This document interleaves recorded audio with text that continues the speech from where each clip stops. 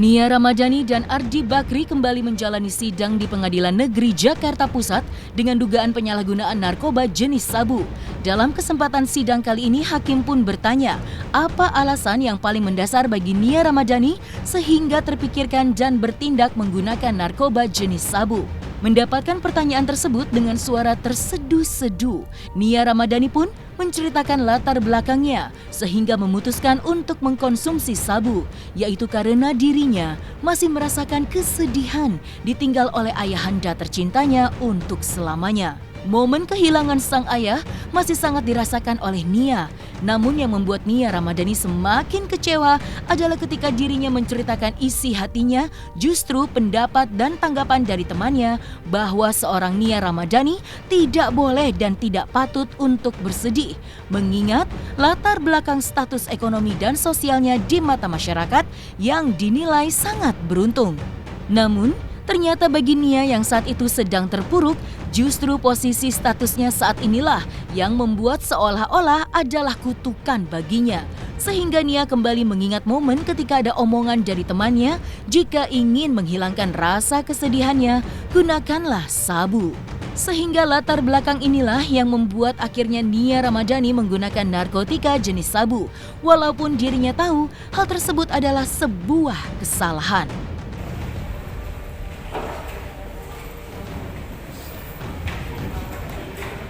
Dani, tangani.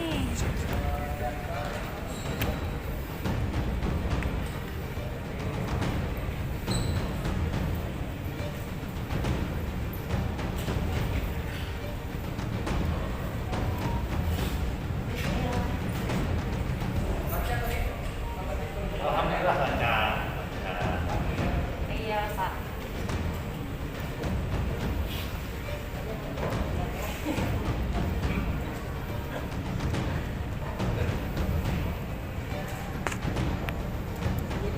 Saudara sebetulnya sudah berapa lama memakai ini? Boleh saya ceritakan dari awal ya mungkin? Iya dari awal. Tapi jangan terlalu panjang. Dari besarnya aja. Maksudnya mau saya ceritakan sekalian alasannya kenapa saya mau? Iya ceritalah. Sejak kapan saudara mulai mengkonsumsi yang namanya narkotika golongan 1? Jadi begini ya mulia. Di awal tahun 2014 itu bapak saya meninggal. Bapak saudara meninggal? Ya, bapak saya meninggal. Dari saat itu, dan saya cuma ketemu sama dia baru 3 tahun belakangan sebelum dia meninggal. Dari saat itu sampai dengan April tahun 2021, saya belum pernah bisa cerita sama siapapun bahwa saya benar-benar kehilangan. Gitu. Saya pernah cerita sama teman saya. Saya bilang bahwa saya soal meratapi nasib saya. Saya sedih, saya terpuruk. Tapi yang saya dapat jawaban dari mereka adalah Nia, malulah untuk sedih. Karena hidup kamu itu banyak orang yang pengen. Katanya banyak yang harus disyukuri. Katanya saya terkenal, saya punya suami, saya punya 3 anak. Saya hidup di keluarga terpandang, katanya nggak patut untuk sedih. Di saat itu saya benar-benar lebih terpuruk karena saya merasa sebagai seorang Nia itu adalah kutukan. Saya nggak bisa sedih, saya harus happy terus. Saya nggak boleh kasih lihat kalau saya benar-benar kehilangan belahan jiwa saya, papa saya itu. Tahun berapa orang tua saudara ayah saudara meninggal? Tahun 2014. 2014. Ya, dan maaf, ibu saudara masih hidup? masih. Nah, sampai sekarang. Iya. Dan di bulan April tahun 2021 itu saya lagi pengennya saya dapat selama ulang tahun dari bapak saya, tapi tidak ada cara lagi untuk kembaliin dia. Terus saat saya lagi breakdown itu saya teringat sama kata-kata teman saya tahun 2006 bahwa dulu ada yang mempengaruhi saya bahwa ada satu zat, katanya kalau misalkan kita pakai dari capek bisa jadi kuat, dari sedih bisa jadi happy. Kalau Yang pakai saya apa? pikir Pakai apa? zat metamfetamin tersebut. Oh, pakai Iya. Narkotika itu. Iya. Kata teman saudara di luar negeri apa di Indonesia? Tahun 2006 di Indonesia. Oh, di Indonesia. Iya. Siapa temannya itu? Di perkumpulan syuting saya lah Pak. Di perkumpulan. Waktu dulu saya masih syuting. Perkumpulan artis-artis maksudnya. Iya. Oh begitu katanya. Iya. Jadi kalau kita sedih, kalau kita lagi lagi galau, ya, Iya. kalau mengkonsumsi itu bisa hilang. Bisa hilang. Rasa sedihnya bisa hilang, bisa kita itu jadi happy lagi maksudnya. Iya. Terus? Saya pada saat itu mungkin juga karena kan batin saya dan pikiran saya lagi lemah, Yalah. jadi saya kemakan sama itulah, sama kata-kata itu. Oke lah, jadi saudara termakan Lalu- dengan kata-kata itu. Iya. Lalu saya cari. Saya mau Tahun berapa saudara cari itu? ini April tahun 2021. Oh 2021. Bulan apa? Bulan April pas ulang Bulan tahun. April, kan sudah lama sekali interval waktunya.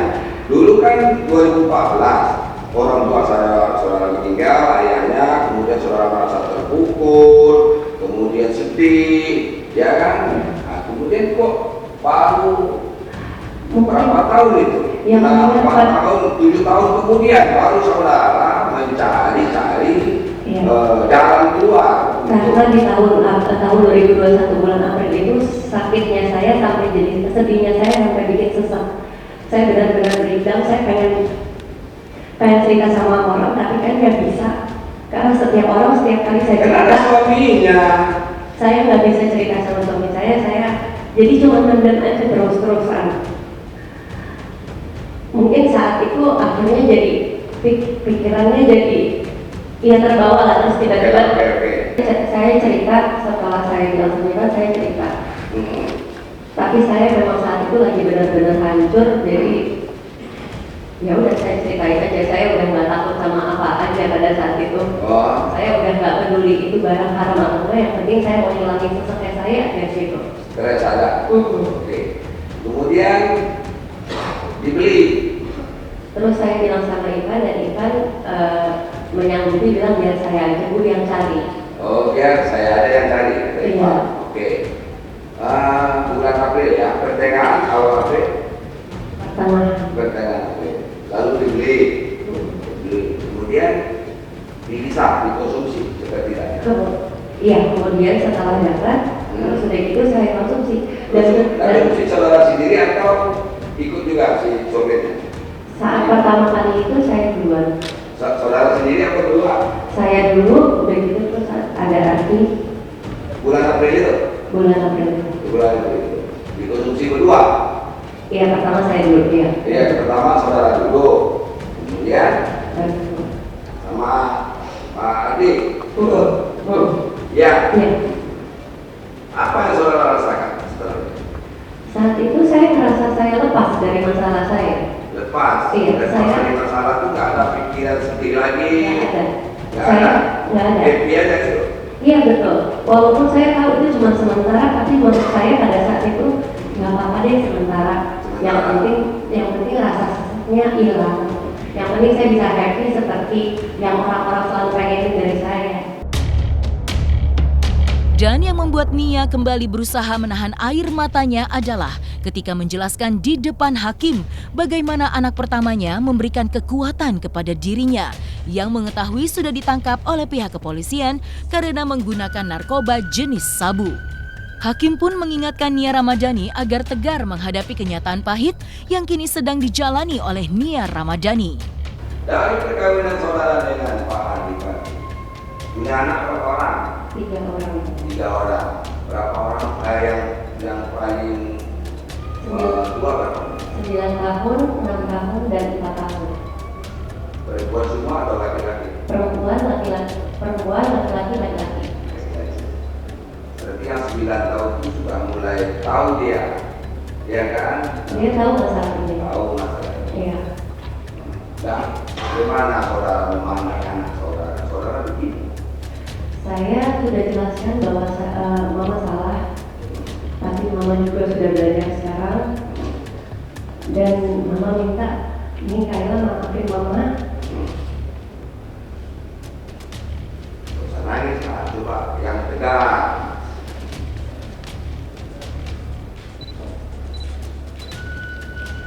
bisa tenang. Tapi pada saat itu anak saya bilang, oh it's okay mama, yang penting mama udah tahu and I'm still proud of you. Coba diberikan apa semacam ketegasan, ya kan? Iya. Jadi kita kalau soal mengajarin anak yang masing-masing dan punya trik sendiri, tapi Usai menjalani persidangan, Nia Ramadhani pun hanya mengucapkan kata terima kasih kepada teman-teman media.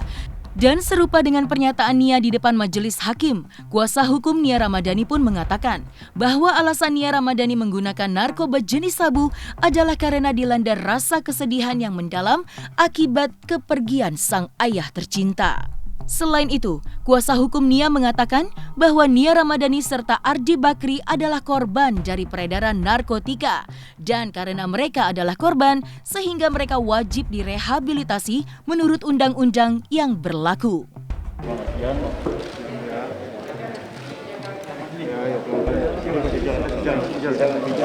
Sebelah kanan aja. Teman-teman yuk, kasih jalan ya. Kasih jalan ya. Yuk, kasih jalan. Pelan-pelan yuk. Yuk, sambil mundur yuk, pelan-pelan mundur yuk. Sambil mundur yuk, pelan-pelan. Mundur pelan-pelan yuk. Sambil mundur pelan-pelan ya.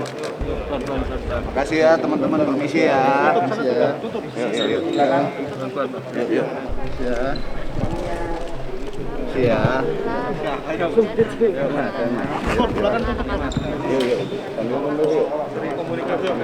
Sambil jalan. Ada waktunya mas. Pelan-pelan. Awas. Pintu ya. Kasih jalan. Mundur mas. Pintu, pelan-pelan. Hati-hati. Misi. Ya gimana kalau jalan? Kasih jalan, tolong, kasih jalan. Terima kasih mas. Awas kaca. Pintu kaca.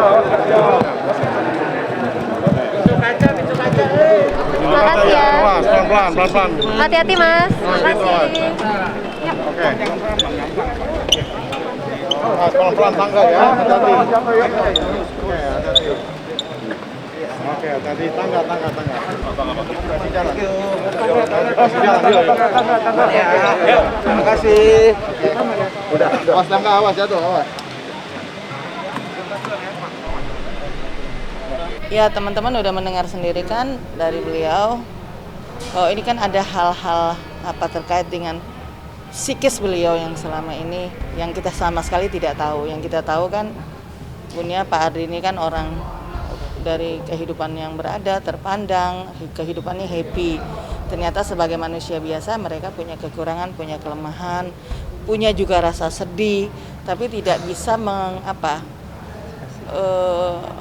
meluapkan kesedihannya itu ke publik karena sebagai public figure ingin dituntut supaya tampil prima begitu ya, selalu happy begitu.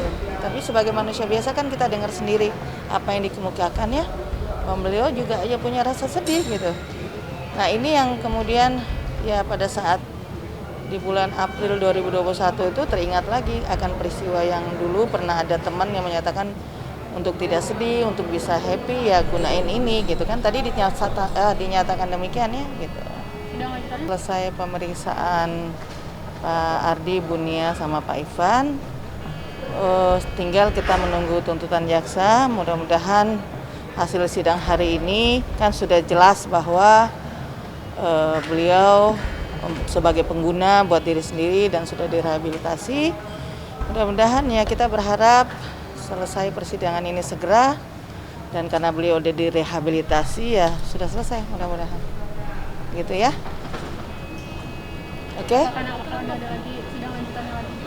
Tinggal tuntutan jaksa penuntut umum pekan depan insya Allah. Jadi teman-teman sepanjang sidang kan teman-teman sudah melihat, sudah mendengar langsung bahwa beliau bertiga ini kan adalah pengguna.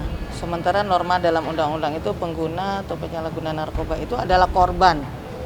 korban daripada pengedaran narkotika itu sendiri. Tapi mereka kan mengorbankan dirinya sendiri. Sehingga apa harus direhabilitasi, normanya begitu di dalam undang-undang, wajib direhabilitasi.